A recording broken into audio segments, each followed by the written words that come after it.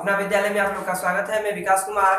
आज की इस वीडियो में आप लोगों को क्लास 10 के एनसीईआरटी मैथमेटिक्स के क्वेश्चन नंबर 4 बताने जा रहा हूं। क्वेश्चन नंबर 4 ये है कि निम्नलिखित बंटन भारत के उच्चतर माध्यमिक स्कूलों में राज्यों के अनुसार शिक्षक विद्यार्थी अनुपात को दर्शाता है। इन आंकड़ों के बहुलक और माध्य ज्ञात कीजिए।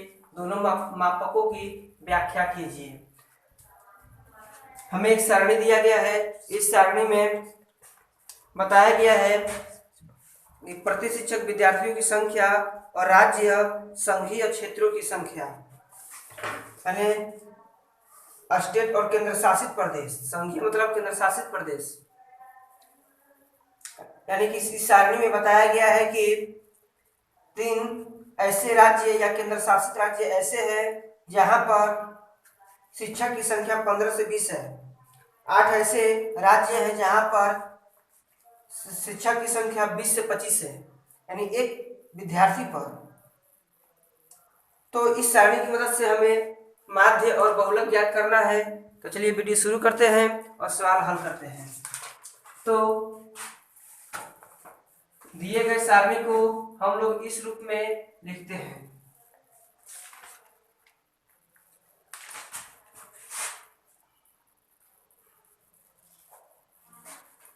प्रति शिक्षक विद्यार्थियों की संख्या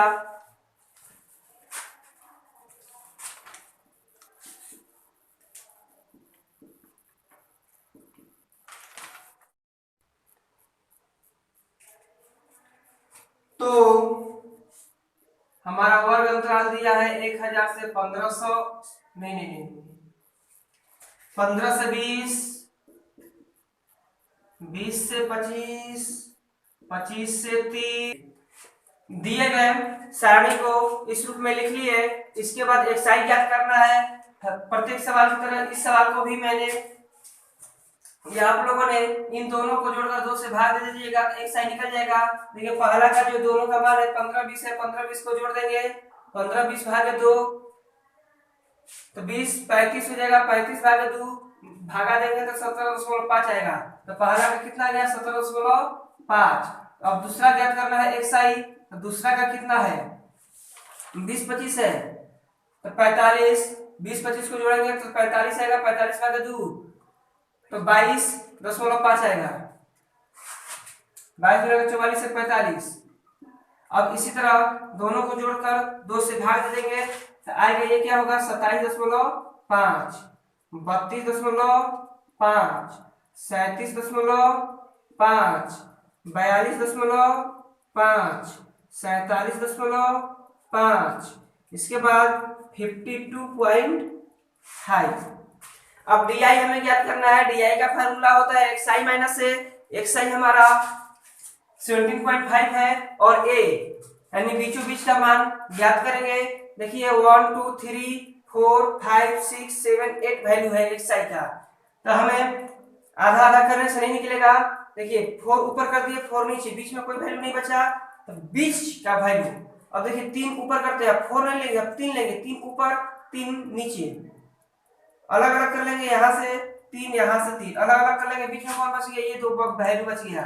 तो पहले वाले को ए मानते हैं। तो अब 17.5 में से 32.5 करेंगे, घटाएंगे तो आएगा मेरा -15। 22.5 में से 32.5 घटाएंगे तो आएगा -10। ये -15, -10, -5, इसको घटाएंगे तो 0 आएगा। इसको घटाएंगे तो 5, इसको घटाएंगे तो 15। 42 में से 42.5 में से 32.5 घटाएंगे तो 10 आएगा। ये 15 आ जाएगा, ये 20 आ जाएगा। अब हमें EY ज्ञात करना है। EY का जो फार्मूला है DI/H। DI प्रत्येक तो हम निकाल चुके। H क्या है देखिए, सभी के वर्ग अंतराल में 5 का डिफरेंस है तो वही 5 हमारा H हो जाएगा। देखिए पहला का कितना है DI -15 और इसका डिफरेंस कितना है 15 से 20, 20 से 25, 25 से 30 में डिफरेंस कितना है 5 का है। तो कितना हो जाएगा -3। दूसरा का -10 है और डिफरेंस कितना है 5 का -2। इस प्रकार हम लोग निकाल लेंगे। ये 0 हो जाएगा। 5/5 1 2 3 4। F I U I, F I का जो वैल्यू होगा, जो यू आई का वैल्यू होगा, उसको हम लोग को मल्टीप्लाई करना है। 3 3 या 9, 8 2 या 16, 9 1 या 9, 0 3 0 0 4 2 या 8। अब हमें सिग्मा एफ आई और एक्स आई को ज्ञात करना है। सिग्मा एफ आई करते हैं तो हमारा 35 आएगा। सिग्मा एफ आई यू आई करेंगे, यानी सिग्मा एफ आई यू आई को जोड़ेंगे तो हमारा कितना आएगा बच्चे? माइनस प्लस दोनों में है। इसे करते हैं 16 10 26 26 10 36 36 में से 2 घटेगा, माइनस 34 प्लस 8 3 11 11 घटा देंगे 23 माइनस 23। हमारा सिग्मा एफ आई यू आई का मान आया -23। अब चलिए क्वेश्चन के अनुसार हम लोग बहुलक ज्ञात करते हैं। बहुलक के लिए डाटा लिखते हैं।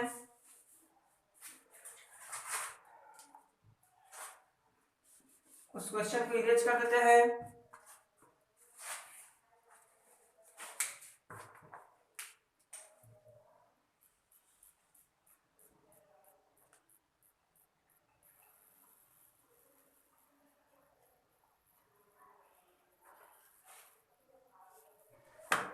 बहुलक के लिए आंकड़ा है चूंकि वर्ग 30 से 35 की बारंबारता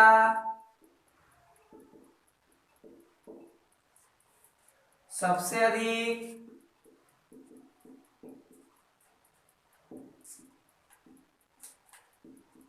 कितने बच्चे?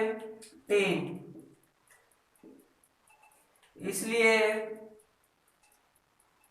बहुलक वर्ग इज इक्वल टू बहुलक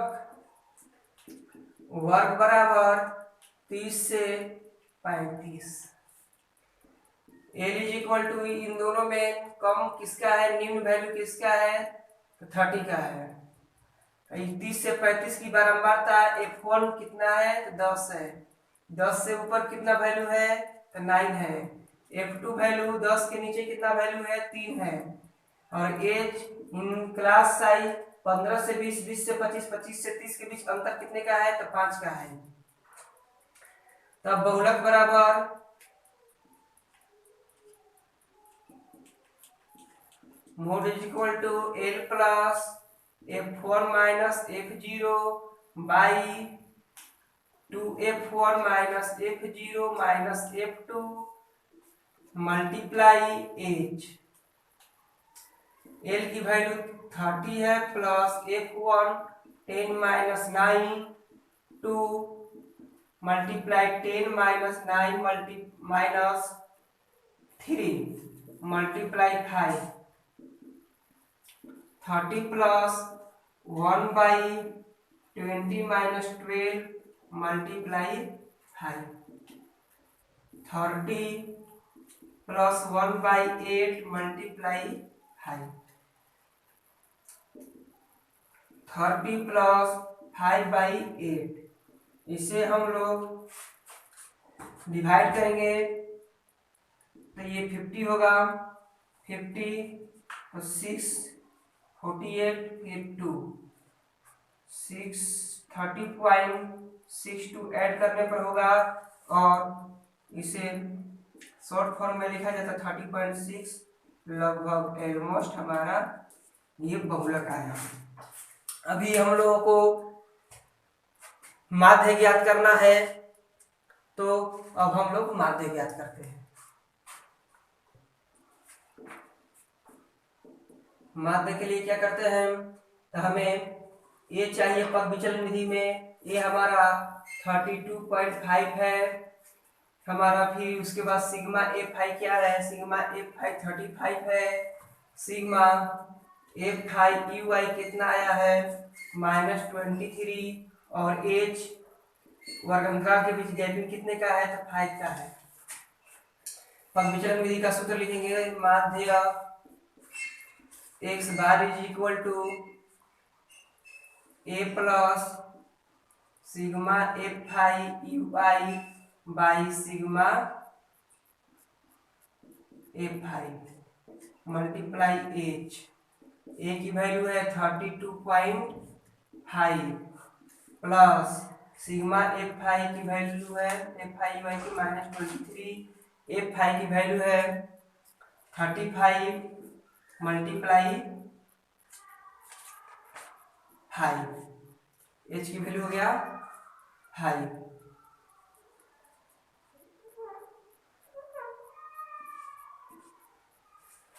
5 7 जा 35 32.5 प्लस इसे माइनस प्लस माइनस माइनस हो गया 23/7 32.5 माइनस 7 3 या 21 20 हो गया 2 बचा 20 7 2 या 14 तो इसे माइनस करेंगे तो 29.3 आएगा। बहुलक इज इक्वल टू 30.6 आया था, माध्य आया है 29.3। हमें कह रहा है इन दोनों मापकों की व्याख्या कीजिए। अतः अधिकतर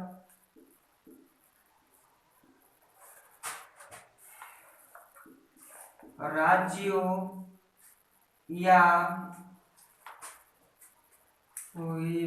संघीय क्षेत्रों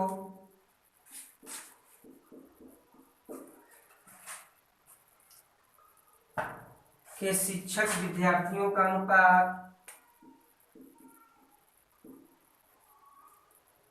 शिक्षक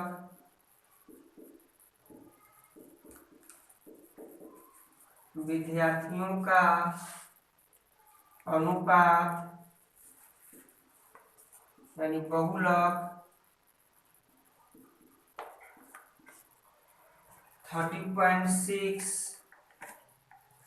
है और औसत अनुपात यानी माध्य 29.3 है।